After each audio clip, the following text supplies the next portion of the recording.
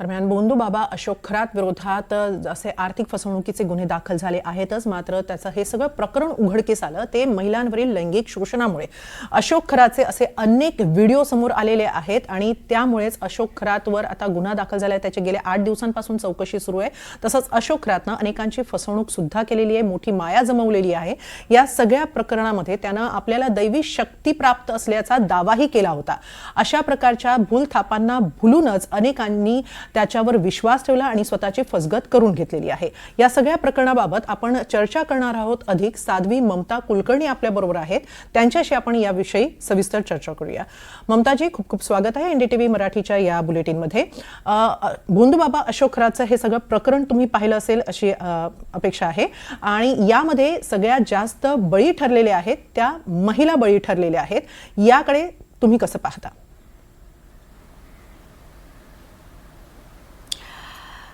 बघा काय आहे, सर्वप्रथम अष्टमी 12 वाजता संपलेली आणि नवमी लागलेली आहे।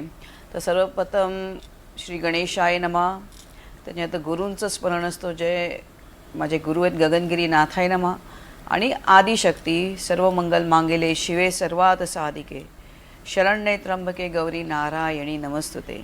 शरणागत दिनात परित्राण परायण सर्वस्यार्थी हरे देवी पाराशक्ती त्रिपुरा सुंदरी यमाई नमस्तुते। सर्व स्वरूपे सर्वेशे सर्वशक्ती समन्विते भये भयस्त्रायनो देवी शैलपुत्री ब्रह्मचारिणी चंद्रघंटा कुष्मांडा स्कंदमाता कात्यानी कालरात्री महागौरी दशमा विद्ये नवम दुर्गे अष्टम लक्ष्मी आदिशक्ती यमाई नमस्तुते। सर्वप्रथम आहे आध्यात्मक जीवन। हे सहज नाही आहे आणि ध्यान पण सहज नसतो। त्याला खूप वर्षाची साधना लागते, 25 वर्षाची साधना लागते। आता मी ॲक्च्युली 2-3 दिवस मला हे प्रकरण माहिती नव्हतं, लेकिन मला जसं म्हटलं की मला काही बाईट द्यायचे आहेत म्हणून मी 2-3 गोष्टी मी स्वतःच बघितल्या, काय आहेत, काय चाललेलं आहे। आणि हे आता हे काय हे सारखं ह्या गोष्टी चालल्या आहेत की कुठेतरी कुठच्या तरी बाबाकडे जातात आणि सेक्शुअली ठगले जातात, असे सैकड़ो आहेत। परवाच्या दिवशी जसं मी हे महामंडलेश्वरचं पद मी 1 वर्षापासून मला होतं, तर ते मी आता त्याला पण फटका दिला, कारण मी हे सगळं बघून चुकलेली आहे की ह्या सगळ्या गोष्टी घडतात का, की लोकांनी चोला घालून आणि 10 रुद्राक्ष माला आपल्यावर हे घालून स्वतःला संत घोषित केलेलं गेलेलं आहे। काही लोकांनी सगळ्या आडंबर करून महामंडलेश्वर बनलेत, कोण काय बनले, कोण काय बनले। आणि आध्यात्मिक हा जो सफर असतो तो खूप प्रचंड आहे। मी 2-3 माझ्या वक्तव्यामध्ये मी सांगितलेलं आहे की आध्यात्मिक हा सफर खूप प्रचंड, त्याच्याकरता घोर तपस्या लागते, खूप वर्षाच्या तपस्याने, आणि जर का तुमची इच्छाशक्ती प्रबल असेल तर तुम्हाला तो असे गुरु प्राप्त होतात। काय तुमची पुण्याई असणार, लोक म्हणतात की खूप जन्माची पुण्याई असली की तुमच्यामध्ये योग या योगी बनण्याचं विचार येतो, आणि त्याच जन्मात जर का तुम्ही सिद्ध अवस्था प्राप्त केली असणार। आणि सिद्ध अवस्था म्हणजे काय असते हो, की खूप वर्ष तुम्हाला सर्वप्रथम तुम्हाला मी आता एक गोष्ट सांगते की लोकांनी ध्यान तप माझ्यामध्ये सिद्धी आहे मी नाही म्हणत नाही आहे, पण ती तुमची नसते। तुम्ही त्या शक्तीची सिद्धी घेऊन तुमचं काय पण चाळे करतात। आता प्रत्येक गोष्टी काय असते, चाहे तो ध्यान आहे, आत्मज्ञान आहे, ब्रह्मविद्या आहे का ज्योतिष शास्त्र आहे, ते शास्त्र आहे।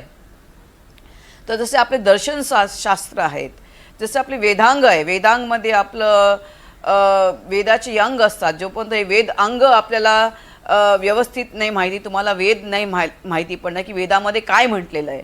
तर वेदांचे अंग जसे आहेत, जसे कल्प आहे, निरुक्त आहे, मग त्याच्यामध्ये आपलं ज्योतिषशास्त्र पण येतं।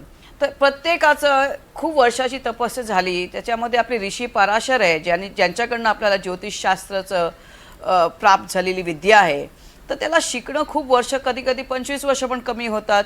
आणि तुम्ही तुमचे गुरु कोण आहेत? नक्की ममताजी, हा सगळा प्रकार आला लक्षात, मात्र अशोक खरात सारखा बोंदू बाबा समाजात त्याचं प्रस्थ वाढवतो, त्यावर तुमचं काय मत आहे?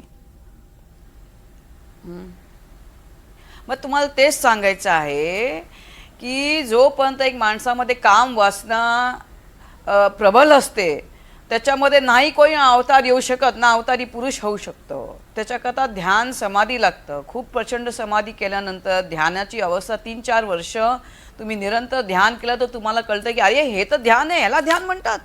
त्याच्यानंतर तुम्ही अजून कधी तपस्या केली तर तुमची कुंडलिनी शक्ती जागृत होते.